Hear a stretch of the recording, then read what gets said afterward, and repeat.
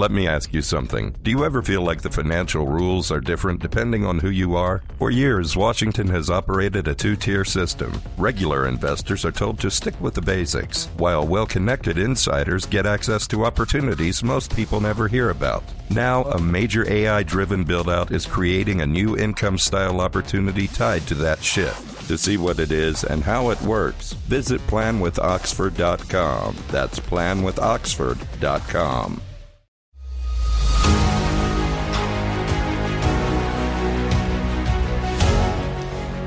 I'm Josh Hammer, and this is The Josh Hammer Show.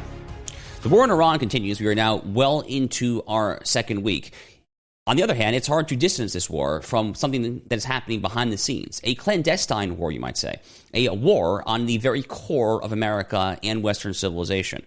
That is the Jewish-Christian Biblical Alliance. A lot of propagandists who are tendentiously invoking and using this war as a way to try to effectuate their grand desired outcome, the disintegration of this alliance and victory for America's civilizational foes. Erick Stakelbeck, host of Stakelbeck Tonight on TBN, joined us later to unpack this and more. But for now, we begin with this. The war in Iran is accelerating. We are now 2 weeks almost into this war, and we can certainly say with a very high degree of certainty that the war is going very, very well for the United States and Israel. There is very, very little doubt about that. Upwards of 60 Iranian vessels from the Navy have now been sunk. The entirety of the Air Force seemingly is depleted. The ballistic missile sites, the air defense have all been pummeled. It's true that Iran is still sending out some missiles, some drones, but if you look at the actual daily metrics as to the number of missiles and drones that have been launched from Iran, not just to Israel, but to the various other Arab countries in the region, those daily numbers are going down and down and down. Earlier today, we had what was referred to as a written statement from Mojtaba Khamenei, who is the 56-year-old would-be successor to his now killed father, Ali Khamenei. And this statement is causing a lot of controversy because what they did was they took a statement, they called it a written statement, and then they read the written statement across Iranian television, state-sponsored TV there from the regime. But Khamenei the Younger actually was never seen. And he was never seen because, as far as we can tell, based on what we can glean here, there's a lot of rumors swirling around, but as far as we can tell, we believe he is in the intensive care unit right now of Sina University Hospital in Tehran, where an entire section of the hospital has apparently been cordoned off and placed under heavy security. We believe that Mojtaba Khamenei has lost a leg. We believe that his leg has been amputated, potentially other serious injuries as well to his stomach and his liver. So he's being kind of mocked by the Iranian dissident community as a ghost ayatollah. So he's not really calling the shots there. Frankly, he might not even be conscious. He actually might be in a coma state. So there's some elements there remaining in the military command, in the IRGC, the Islamic Revolutionary Guard Corps, that are calling the shots there. Certainly, it does not seem to be this ghost ayatollah. Meanwhile, the U.S. and Israel are delivering all sorts of precision strikes over the past 24 to 36 hours when it comes to certain checkpoints throughout the country for the regime's paramilitary, the Basij. So think about the Nazis, and the Nazis had the Gestapo, the SS. This was their secret police, their paramilitary. That's essentially what the Basij is, these plainclothes people that roam the streets trying to shoot people who deign to have a bit of wrong thought, who dare to have anything in the back of their mind suggesting that they might want to say something opposed to the regime. The Basij is there to basically hunt you down and potentially kill you. They are terrible, terrible, terrible people, these street thugs, frankly, of this most despotic and tyrannical of Islamist regimes. So over the past 36 hours or so, Israeli and American forces, I believe above all, it's actually Israel doing this. They are surgically just dismantling a lot of the Basij checkpoints in the streets of Tehran, potentially other cities as well, but based on what we can tell, it's mostly happening inside of Tehran. And there's actually some footage on social media of very brave people then getting on their rooftops, and they're shouting, this in Farsi, they say, Marg bar Basij, which means death to Basij, and Marg bar dictator, which means death to the dictator. There's some clips of that are going around social media.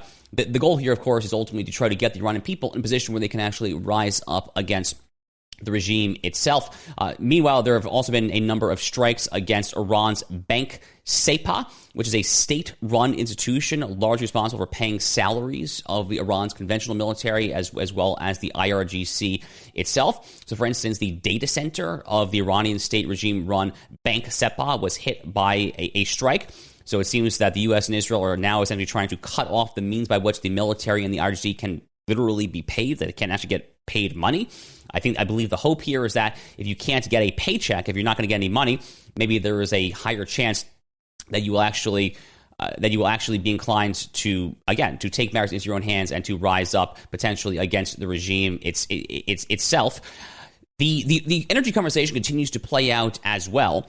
Mojtaba Khamenei, in his quote-unquote statement, again, it's not much of a statement, it's a written statement that they read and pretending like he's not amputated, like he's not in a coma, which he might be. So they said here that there will be retaliation for every single person who's been martyred by the terrible little Satan Israel and the terrible big Satan Americans. He's also talking about how Iran will continue to hold control over the Strait of Hormuz, which is this very narrow oil choke point through which 20% of the world's oil supply flows. I continue to resort to this, which is a lot of folks look at this and they freak out. The panicans, they freak out. They say, oh my God, they're going to cut off 20% of the world's oil supply. Well, first of all, they're really not. The U.S., according to Pete Hegseth, and now documented, has been involved in operations for some days now when it comes to these mine-laying vessels that laying mines trying to blow up the strait there. We've blown up at least 15 to 20 of these mine-laying vessels. But the more important point, which we've said here on the show, is this. If this regime is capable of shutting off the Strait of Hormuz and therefore affecting the supply of oil, why would you want to give them a permanent veto? Right now, they can be deterred. Right now, they can be stopped. Why would you want to allow them, God forbid, to acquire the worst weapons known to man, to actually acquire nukes or so over there? Then they would shut down for good. And that would essentially be the end of that conversation. So we're certainly going to continue to follow this conversation this war as it plays out there. We're still paying close attention to this debate as to what exactly victory means here in this theater. Meanwhile, there are a lot of folks on the home front who are seizing on this war to further their pernicious, dare I say, diabolical agenda to drive a wedge through the heart of the Jewish-Christian biblical alliance. I'm going to elaborate on that for you in just a minute, but for now, just a quick word from our sponsor for today's show, which is Balance of Nature. You know, I think nutrition has gotten way too complicated. Every week, there's a new powder, a new lab-created formula, some new breakthrough. But here's the truth. We've been told since we were kids to eat our fruits and vegetables. Nobody really explained why. When you eat whole foods, you're getting phytonutrients, those natural compounds your body uses to adjust, repair, and respond every single day. That's not hype. That's how we were designed. That's why I take Balance of Nature. They use a tailored vacuum-cooled process that stabilizes the phytonutrition in fruits and veggies, so you're getting real whole food nutrition, not synthetic substitutes. Their whole health system includes fruits and veggies plus fiber and spice, 47 ingredients in one simple routine. I take it myself. If you want to fight the good fight, go to balanceofnature.com to subscribe and save today. Join hundreds of thousands of customers in one simple routine that's changing the world. Again, folks, that is balanceofnature.com. You can check it out today. So a lot of these folks, led by Tucker Carlson, led by Candace Owens, are seizing on this war effort and saying a lot of garbage, some of which they've been saying for years now. They're saying that Donald Trump was bamboozled, that he was talked into this war, he was coerced into this war by the Israel lobby or the Christian Zionists, who Tucker Carlson told Nick Fuentes he hates more than anyone in the world. I think Erick Stakelbeck, our guest soon, will have something to say, frankly, to that. They're using this, frankly, to try to further their insidious goal, a goal that has been on my radar for some years now, and I've been among the loudest voices calling out, which is that they are attempting to destroy the ecumenical biblical inheritance that is the core. That is the core of the United States. Again, Tucker Carlson, we can't help but talk about him. He is the single tip of the spear of this. He had on Brett Weinstein, Eric Weinstein's utterly vapid and stupid brother, this week to talk about, among other things, the somewhat infamous Hezbollah pager operation. This conversation really got off the rails. Go ahead and watch this. What am I to make of the fact that you have these exploding pagers used to kill terrorists? Obviously, that's not the only people who were killed, but nonetheless, that was their purpose. and then one is delivered to Trump. You can read it in two totally different ways, right? The normal way to read it is that this was maybe a tasteless celebration of a successful operation and yada, yada, yada. On the other hand, it can obviously be read as a threat. And it's hard for me to imagine. I can imagine the meeting in which somebody says, hey, maybe we should send President Trump a golden pager after our successful operation. Somebody should immediately shoot that idea down and say, no, we can't do that because it could be read in another way.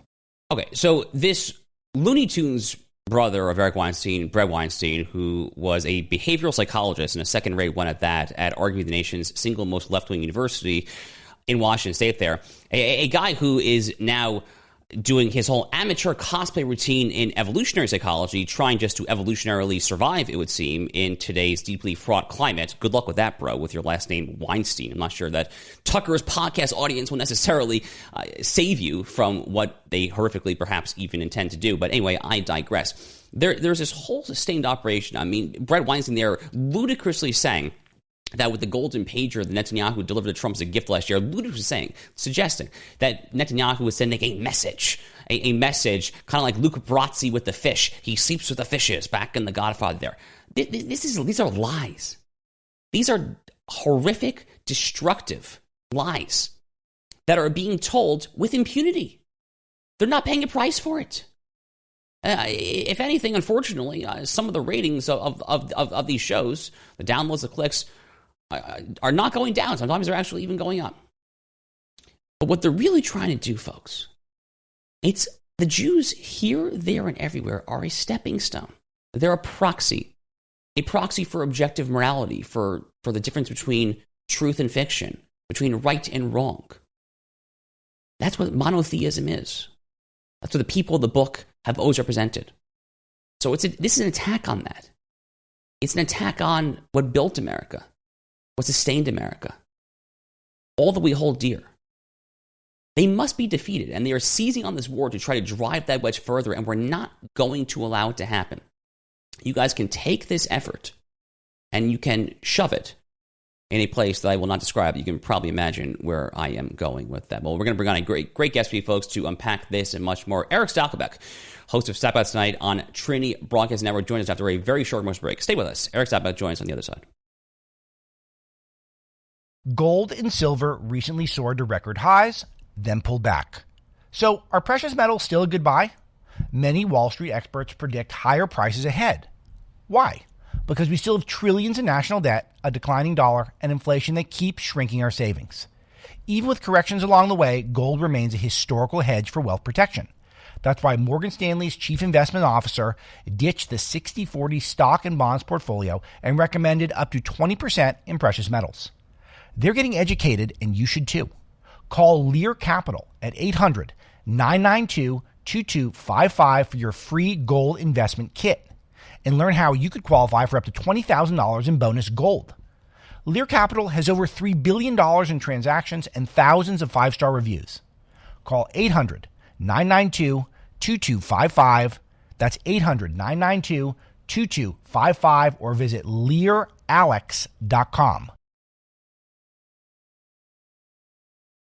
Welcome back. So, as mentioned before the break, we have the perfect person to join us today to unpack all of these topics and more. And that person is someone who I've gotten to know recently. He is a wonderful man. He is Erick Stakelbeck. Erick Stakelbeck is the host of, among other things, Stakelbeck Tonight on TBN, Trinity Broadcasting Network, where I've been pleased to be a guest over the past year and a half or so. He's also the host of the Watchman Newscast on YouTube. You can follow him on X at Erick Stakelbeck. Erick, thanks for joining the program. I really appreciate it. Always enjoy my conversations with you on your show, and it's about time that we, I think, turn the tables a little bit here. So, sure, great to be with you. You bet. So let's begin with this war against the Iranian regime. Operation Epic Fury is the American name for it. Operation Roaring Lion is the Israeli corollary to it. What is your assessment as to how things have gone over these first almost 2 weeks now? It's hard to believe this started almost 2 weeks ago.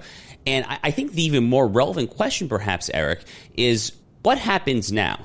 Yeah, Josh, number one, I do think the past 12 days for the U.S. and Israel, this historic joint operation has been really a smashing success. If you look at it, number one, over 40 of Iran's top leaders, including Supreme Leader Ayatollah Khamenei, eliminated in the first hours of this conflict. Not only that, Josh, the missile launchers, which, look, we think about Iranian threats. Number one, obviously, 1A was certainly the nuclear program. 1B had to be that massive ballistic missile program. Now, a good chunk of their launchers have been destroyed. And since the early days of the war, look, day one, Josh, I think it was 360 missiles were launched by Iran. And now we're seeing maybe 10 missiles a day. Now, they're still lethal, by the way. They're using cluster warheads, which are very lethal, but the numbers have diminished dramatically, as well as the drone launches. So that's number one. The leadership has been decimated. Number two, the military infrastructure. Number three, now we see, Josh, Israel in particular targeting the besieged, the IRGC on the ground in places like Tehran, the repression network, the repression machine that cracks skulls in prisons and executes the Iranian people. Now, in taking them out, targeting them, we're laying the groundwork for the next phase. You asked what comes next. I think the next phase, now that the regime's military machine has been completely decimated, is, God willing, for the Iranian people to rise up. I think the U.S. and Israel have certainly laid the groundwork and created the conditions for the Iranian people to go and finally, hopefully, seize their freedom. I think that's the next step here as this moves on. But President Trump has said, look, we're actually running out of targets to hit at this point. But I think that repression network will be key now. The besieged, the goons on the street, quite frankly, and the IRGC. And Mojtaba Khamenei, by the way, the new supreme leader, may not be long for this world. We'll see what happens there as well.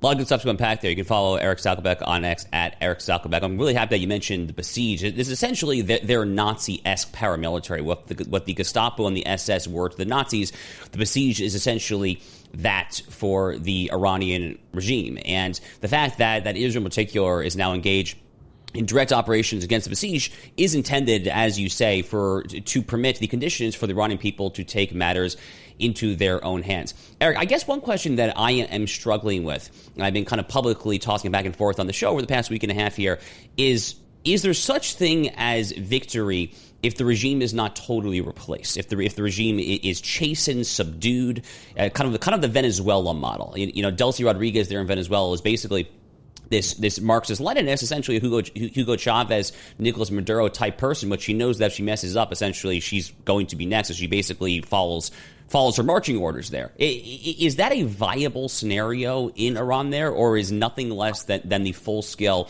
replacement of this regime going to suffice? I would prefer the latter, Josh. Personally speaking, I would find it incomplete. It would feel incomplete to me if elements of this regime are still in power in Iran when the dust settles.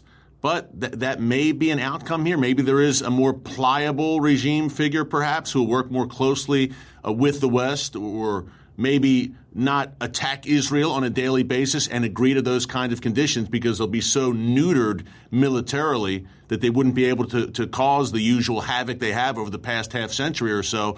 But it would feel incomplete to me because I think, for me personally speaking, Josh, I love the Iranian people.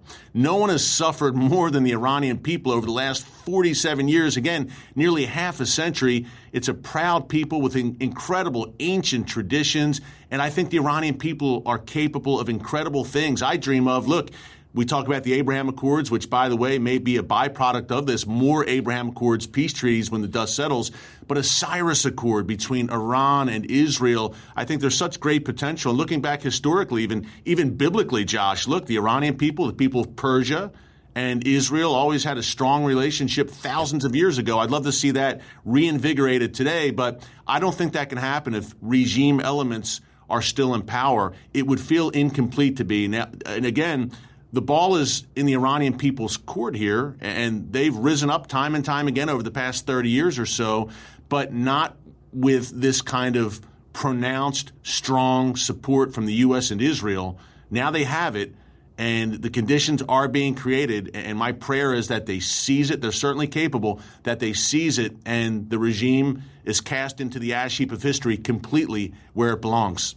I couldn't help but smile there, Eric, when you mentioned the Cyrus Accords. Cyrus, of course, being one of the two great rulers of ancient Persia, along with Darius. I mean, that would be a historic moment. Certainly before the revolution, 1979, Israel and Iran got along pretty well. I mean, things were not exactly perfect, but it was really not an issue for the first 3 decades of Israel's existence. The Shah, whatever his problems were, was a generally Western sympathetic figure, despite whatever autocratic or corruption he may or may not have had there. Clearly, it was orders of magnitude preferable to, unfortunately, what we've gotten here. It's historically actually quite similar, really, to Cuba, where the status quo ante to the Castros was Batista, who similarly was autocratic, corrupt, etc. there, but you still prefer that, certainly, to what's happening here. Eric, I want to turn our tables a little bit here.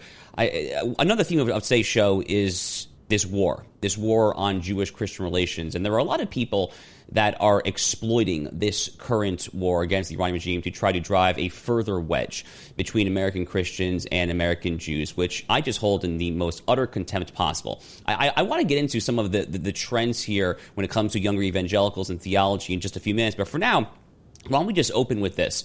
What is the staggering success of this joint American-Israeli operation?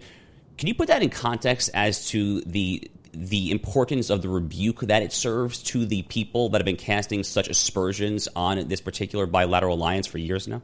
Yeah, I think, Josh, number one to this point, Tucker Carlson, who is demagogue in chief when it comes to this issue, not only viciously anti-Israel and anti-Semitic. He can deny it all he wants, but the proof is in the pudding. Not only his rhetoric, but his guest on his podcast, but also viciously opposed to Bible-believing evangelical Christians.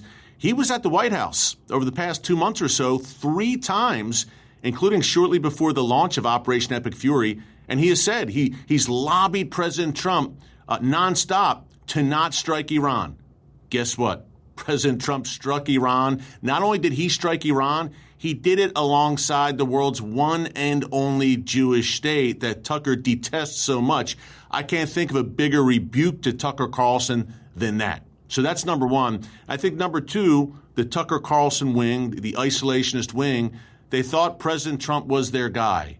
And President Trump has not gotten involved in any sorts of entanglements that have required boots on the ground, long occupations, anything like that. But he's certainly not an isolationist.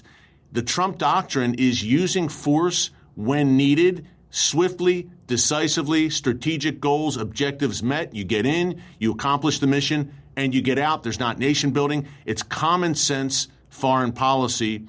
And to that end, the Tucker wing, I just call them the Tucker wing because he's the most visible manifestation of it. Candace Owens is completely out of her mind. Tucker still has the veneer, at least, Josh, of legitimacy from his Fox News days because a lot of people, I think, now are catching on to what he's all about. And President Trump rebuked him just a week ago and said Tucker has lost his way. He's not MAGA. I think a lot of people in the MAGA world are saying, wow, I love Tucker. 2018, 2019, even 2020, great monologues, hard-hitting, mostly about domestic and cultural issues, never really delved into foreign policy too much, never talked about the Middle East and Israel, which I found odd because Israel and the Middle East are usually at the front of the news cycle. But now I think people are waking up. They're saying, wait a minute, this guy is really off the reservation. His rhetoric now, I mean, day one, he called the attack on Iran. I don't even want to say the attack on Iran. It's a response to 47 years of Iranian attacks on the U.S. and U.S. interest, but he called it evil. The very first day, he's slammed President Trump throughout this conflict over the past 12 days. So I think one of the good things to come out of this, Josh, he's been fully exposed. Oh, he's been exposed. He's been sidelined. And ironically, Eric, by calling this evil, he's exposing himself, actually, frankly, I would argue, for the evil that he represents as well. Folks, stay with us to a very quick commercial break. Erick Stakelbeck joins us again for much more on the other side.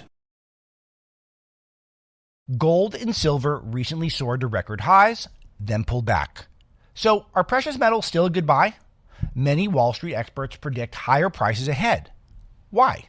Because we still have trillions in national debt, a declining dollar, and inflation that keeps shrinking our savings. Even with corrections along the way, gold remains a historical hedge for wealth protection.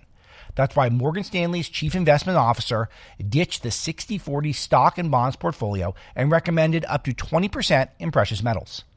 They're getting educated, and you should too. Call Lear Capital at 800-992-2255 for your free gold investment kit. and learn how you could qualify for up to $20,000 in bonus gold. Lear Capital has over $3 billion in transactions and thousands of 5-star reviews. Call 800-992-2255. That's 800-992-2255 or visit learalex.com. Welcome back. So we're still joined by Erick Stakelbeck, host of Stakelbeck Tonight on TBN Trinity Broadcast Network. You can follow Erick on X at Erick Stakelbeck. So, Erick, I want to just pick up right where we left off here. You called the Tucker wing. I called the Tucker wing, too. He is the leader of this cabal, a cabal that is quite literally being cast out of MAGA, actually, in real time by the guy who essentially created MAGA. That would be President Donald Trump. But they're not doing this out of the blue. There is something more broader going on here.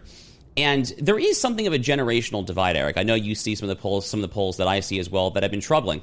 I think all the way back actually to 2013, there was an essay in Mosaic magazine, this intellectual Jewish journal, 12 and a half years ago now, written by Robert Nicholson at the time there, saying that there was a festering problem when it comes to younger evangelicals. A lot of this conversation, I think, tends to focus on Catholics, and we saw this utter idiot, Carrie Brejean Bowler, who was saying that it's Catholic doctrine essentially to be anti-Semitic, which it's obviously not, by the way. We actually had on our friend Jay Richards of Heritage Foundation to correct some of those lies. But keeping the conversation less on Catholic doctrine and more on your world, on the world of evangelicals, there's something that I think the Tucker's world are trying to tap into here. What is happening in younger evangelical circles when it comes to these issues? I think this trend has been going on for a while. You mentioned that Mosaic piece from about 12, 13 years ago, and I remember it, Josh. It's been going on for a while, but it's gone into overdrive since October 7th. You would think, by the way, it would be the opposite, right? You would think that after the worst massacre of the Jewish people since the Holocaust, there would be a massive outpouring of support and galvanizing alongside the Jewish people. We've seen the direct opposite, obviously from the left, but also in that segment of the right led by Tucker and among young people. I think the podcasting world, look, the Tuckers, the Nick Fuentes, Candace, and all the rest, they have great influence on young people. A lot of young people, look, aren't watching. Josh, you know this. They're on their phone, iPad. They're not watching TV. They're not watching broadcast TV in most cases. But, man, are they plugged into podcasters. And I think podcasters like Tucker have had such a pronounced influence on young people. I went out to breakfast, actually, Josh, about a year ago. A friend of mine from my daughter's school, great guy. He said, hey, my son is becoming anti-Israel. Can we go out to breakfast and you can talk to him and try to enlighten him? And I sat down with his son, nice kid, but named podcaster after podcaster. Tucker says this, so-and-so says that. I said, wow, it really struck me. These are impressionable young minds, and they're sponges. And what Tucker is doing, look, he's theologically, historically, and geopolitically inaccurate and ignorant. He's a smart guy, but I don't know, it seems to be willful ignorance. I don't know if he reads very much. He doesn't seem to be a student of history. But he's regurgitating these lies for a broad audience. And young people who are 17, 18, 19, 20 years old, again, very impressionable. They're soaking this all up. And it's bad theology as well at the end of the day. Replacement theology, it's called, Josh, where this notion, and it's been around for a while, that God is done with the Jewish people, that the Christian church has replaced the Jews have no meaning, there's no role for them in God's plan at all. I think a major hitch was thrown into that in 1948 when the Jewish state was miraculously reborn, but I digress. But that's where we're at here. There's very powerful voices that wield a lot of influence in this new media world. And young people, Gen Z, they're all about new media that are having great influence, and it's a poisonous influence. You know, I think calling Tucker historically ignorant is mild, if anything, frankly. I think back to what he said to Megyn Kelly in early November. He went on they did a live show on Megyn's show. And Tucker made the preposterous claim that the New Testament and the New Testament alone is responsible for the birth of Western civilization. Now, I am absolutely not downplaying the importance of the New Testament, but he might want to go to Philadelphia and see what's written on the Liberty Bell. I'm pretty sure it's Leviticus chapter 25, verse 10, that thou shalt proclaim liberty throughout the land and to all the inhabitants thereof. There's, of course, more examples than one could possibly count. In fact, there have been studies on this, and they literally show that the most cited and most quoted text in the American colonies over the course of the second half of the 18th century, aka the Revolutionary period, the single most cited text was actually the Hebrew Bible, aka the Old Testament. The imagery of the Exodus, the fleeing of oppression there was ubiquitous, frankly, in the minds and consciences of the American founding generation. So, Eric, I want to dive a little more deeply on the theological question for you. I'm reading this fascinating book right now. It's a book that came out in 2018 by a Jewish man by the name of Samuel Goldman, and the book is called God's Country, Christian Zionism in America. And it's a really long historical view. I'm only about halfway through. And he really helpfully, I think, persuades that Christian Zionism goes way back all the way to the Puritans in 17th century Massachusetts. These old Puritan sermons in Boston from the 1660s talked about the Holy Land and the fate of the Jews a lot. So can you just correct the record a little bit here? I think a lot of folks are saying that dispensationalism, which is this 19th century and onward movement started by John Nelson Darby, a lot of folks say that this is heretical, that it's a distortion of what Christian doctrine has been for centuries and centuries there. That's certainly not my understanding. Can you address that? Yeah, and number one, just let me add to that. Judeo-Christian Western civilization, you said accurately, Josh, you talked about the Liberty Bell. Judeo-Christian Western civilization was born on Mount Sinai 3,500 years ago, where God gave Moses the Ten Commandments. That's what all of Western civilization ultimately is based upon. You can't have Christian without Judeo, because Jesus, helpful reminder, was a Jew. But in terms of the Zionist movement and the history of the Zionist movement, take it really, Josh, back to the UK, back to Great Britain. We're talking 1500s, 1600s, 1700s. America, obviously, the United States came out of Great Britain. The Zionist movement was growing and strong then. We're talking the 1500s in the UK. And here in the United States, look, Christian Zionists, it's very simple. It's not brain surgery. It's nothing controversial. We believe that the Jewish people have a right to live in their God-given land where they lived 3,000 years ago. It's very simple. That is the essence of Christian Zionism, that a Jewish state has a right to exist. A Jewish state, that land, we believe that land was given to the Jewish people by the God of Israel, the God of Abraham, Isaac, and Jacob. And Josh, here's the thing. He's a promise and covenant-keeping God. He made covenants in both the Old and New Testament to the Jewish people, very specific covenants. We can look at Ezekiel, Isaiah, Jeremiah. It goes on and on. Genesis, of course. It goes on and on. Very specific. I think of the book of Amos. God says, I will bring you back to the land I have given you, never to be uprooted again. What part of never do the replacement theology types not understand? So if God was to break those covenants with the Jewish people and the nation of Israel, what's to say he wouldn't break covenant with me and promises with me? How can I trust anything God says in his word in the Bible if he just turns around and changes his mind and breaks covenants and promises with the people who he chose from the beginning? So it's a really simple notion for Christian Zionists that God is a promise-keeping God. He's made eternal promises to the Jewish people. And to me, Josh, I mean, on the ground, it seems like God's keeping those promises, because the Jewish people were largely dispersed for nearly 2,000 years, and then God brought them back against all odds in 1948. And by the way, one quick thing here, there was always a Jewish presence in the land of Israel. Yes, after the temple was destroyed, AD 70, the Bar Kokhba revolt, 132 AD, most of the Jewish people were scattered to the four corners of the earth. We know that. But there was always a Jewish presence in Israel, to the point that in the 1840s, Jerusalem had a Jewish majority. So Christian Zionists know this history, they know that theology, and that's the basis for our beliefs when it comes to the modern state of Israel and the Jewish people.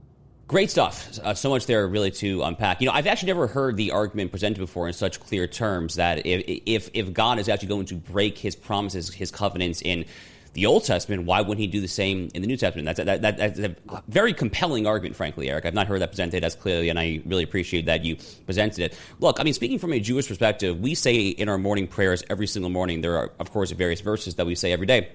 Among them are these various verses from towards the end of Deuteronomy chapter 25, Deuteronomy chapter 30, where God very clearly says that no matter how far you are scattered to the edges of the earth, I will restore you to your land there. And I think I myself as a Jew and you as a Christian, Eric, we probably can agree that 1948, shall we say, looks a heck of a lot like a Deuteronomistic promise that has been fulfilled. So, folks, great stuff from Erick Stakelbeck. He's clearly a brilliant guy. You can listen to or you can watch Stakelbeck Tonight every evening on TBN, Trinity Broadcasting Network. Also check out his show on YouTube, the Watchman Newscast. Follow him on X at Erick Stakelbeck. Eric, we really appreciate you clearing up some of this confusion. God bless you, my friend, and come back soon. Josh, God bless. Thanks so much, my friend. See you soon.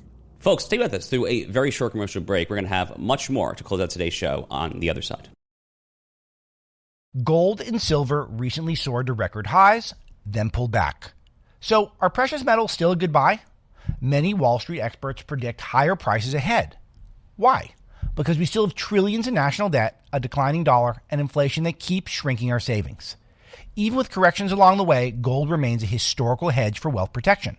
That's why Morgan Stanley's chief investment officer ditched the 60-40 stock and bonds portfolio and recommended up to 20% in precious metals.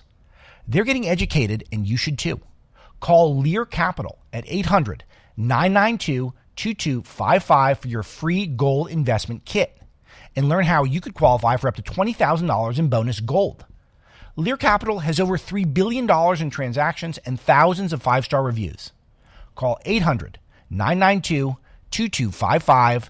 That's 800-992-2255 or visit LearAlex.com. Welcome back. So much to unpack there from what I thought was a terrific conversation with Erick Stakelbeck, host of Stakelbeck Tonight on TBN. We'll start with the Iran piece of the conversation, and then I do want to talk about the broader piece of the conversation, which is this war on Jewish-Christian relations, this war on the very notion of Judeo-Christian civilization, this war on U.S.-Israel relations, and so forth. So starting with the former and then segueing into the latter, I thought it was very important that we discuss what are these increasing attacks, not just on the formal apparatus of the regime, not just on the IRGC, the Islamic Revolutionary Guard Corps, not just on the ballistic missile sites, not just on the nuclear infrastructure, the Navy, the Air Force, etc. And the Navy, Air Force are essentially done at this point. The Navy, 60-plus ships of it are now sinking, and they're just sitting at the bottom of the seafloor, essentially there. But it's notable that there is now this military action against the Basij, which is the paramilitary. It's less formal in the regime's infrastructure than the actual outright conventional military. The Basij is essentially the street thugs, the guys who are roaming street to street, the plainclothes enforcers with guns essentially threatening to blow your head off if you go out on the street and say something against the regime, or you want to try, God willing, to try to topple this regime. So Israel in particular is now starting to act against the Basij. The United States is certainly helping some of that behind the scenes as well. And the goal here is to permit the conditions whereby the Iranian people can ultimately take matters into their own hands. The issue that I keep on coming back to is that there's a generally unarmed population. And I don't necessarily have any great ideas as to how to get more weapons, frankly, even just small weapons, small firearms, shoulder-hoisted rifles, etc., into their hands. I continue to hold out some hope that people smarter and more forward-looking than me, people like Donald Trump, people like Pete Hegseth, people like the chairman of the Joint Chiefs of Staff, Dan Kane, maybe some folks over in Israel itself and the IDF. I continue to hope that there are some folks who have thought this through just a little clearer. On yesterday's show, we played this clip from Reza Pahlavi, the exiled crown prince, who said, "Await my final call. Now's the time to take matters into your own hands. Destiny there." Easier said than done. These are people that just watch their fellow countrymen be mowed down to the tune of tens and tens of thousands of people there. And it does raise the possibility, as we discussed here, as to whether or not there is such thing as victory in this operation if the regime does not fall. And I continue to think that the answer is, in theory, yes. In practice, I'm not so sure. In theory, the Venezuela model seems to be at least somewhat appealing. We had Mike Duran of the Hudson Institute join the program last week to essentially say that's his prediction, actually, as to what this will all look like about a year from now. You'll have this subdued, chastened IRGC, this subdued, chastened mullahcracy, whereby the mullahs are essentially a bunch of minos, not rhinos, they're minos, they're mullahs in name only. That's Mike Duran's prediction. I think it's an entirely possible outcome as well.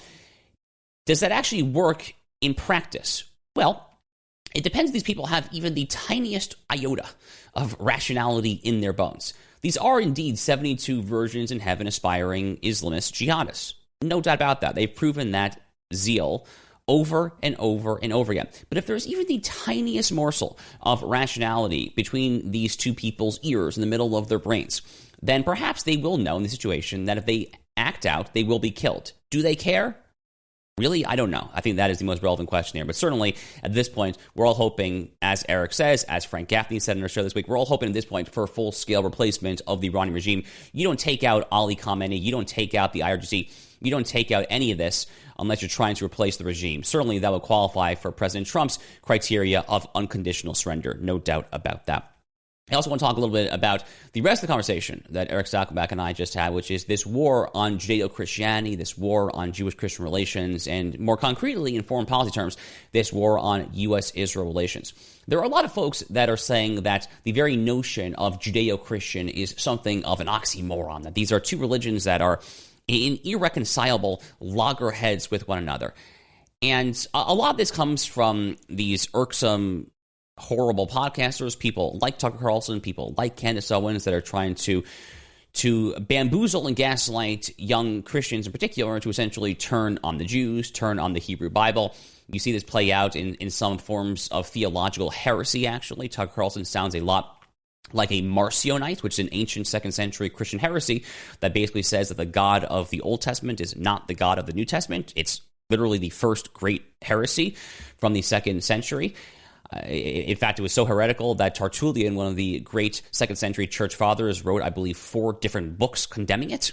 But nonetheless, it's making a comeback. That's what Tucker sounds a lot like these days.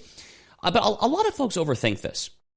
Okay, the Christian Bible, you open it up, roughly 75% of it is the Jewish Bible, is the Hebrew Bible, the Old Testament. 75% give or take. You can count the pages one by one if you would like, but the bulk of that is something that both religions share. Judaism and Christianity share an overwhelming civilizational, scriptural, and theological, frankly, even, inheritance. There are obviously big theological differences about the nature of God, the Trinity versus the one God in heaven and earth of Judaism. I'm not trying to downplay those differences at all, but I'm saying that there is so much more in common here than we have not in common. And again, the founders understood this readily, guys. They chose to put Leviticus on the Liberty Bell for a reason. Benjamin Franklin and Thomas Jefferson chose to propose Moses crossing the Red Sea with the Israelites trailing behind for a reason. Abraham Lincoln famously spoke in Trenton, New Jersey, of how Americans are a, quote, almost chosen people. He did this for a reason. One of the most underrated presidents in American history, Calvin Coolidge, spoke in the 1920s about the Hebraic mortar, the Hebraic foundation of American republicanism. Coolidge did that for a reason. Ronald Reagan evoked this famous 17th century Massachusetts language, itself mimicking ancient Jerusalem language, of this notion of a city on a hill, a shining city on a hill. That's from Reagan's farewell address.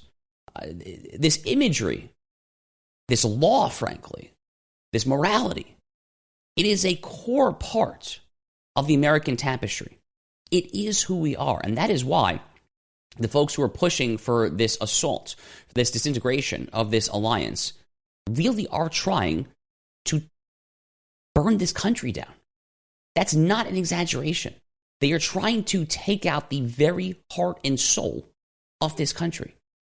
Why are they doing it? Well, that's a conversation for another day. But they certainly seem to have a lot of sympathy for America's civilizational arch foes. That's for sure. Tucker Carlson just this week talking about how he believes Russia should be America's greatest ally. What are you smoking, bro? I mean, what do you see in Alexander Dugin?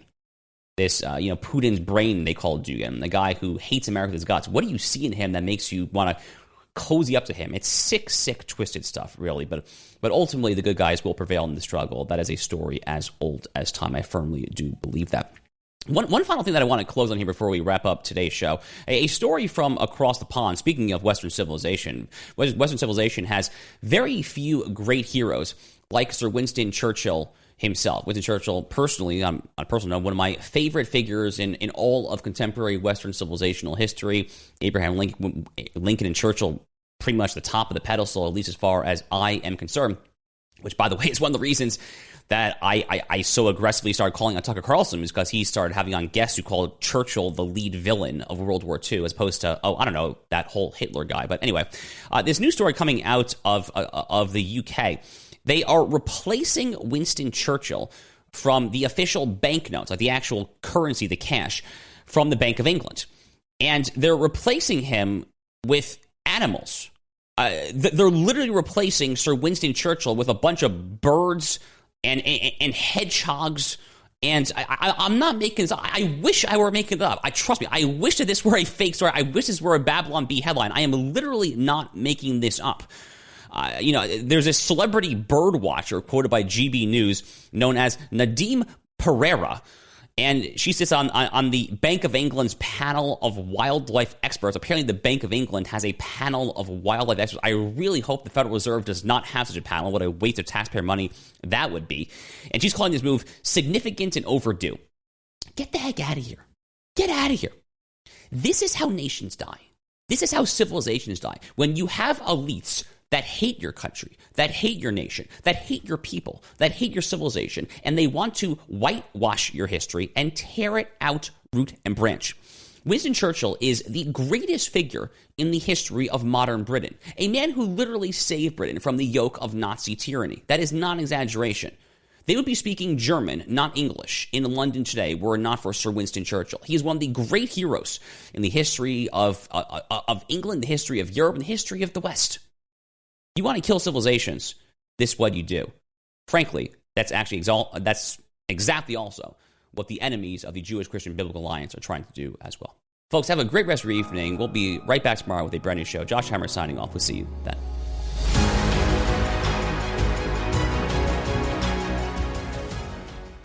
Let me ask you something. Do you ever feel like the financial rules are different depending on who you are? For years, Washington has operated a two-tier system. Regular investors are told to stick with the basics, while well-connected insiders get access to opportunities most people never hear about. Now, a major AI-driven build-out is creating a new income-style opportunity tied to that shift. To see what it is and how it works, visit planwithoxford.com. That's planwithoxford.com.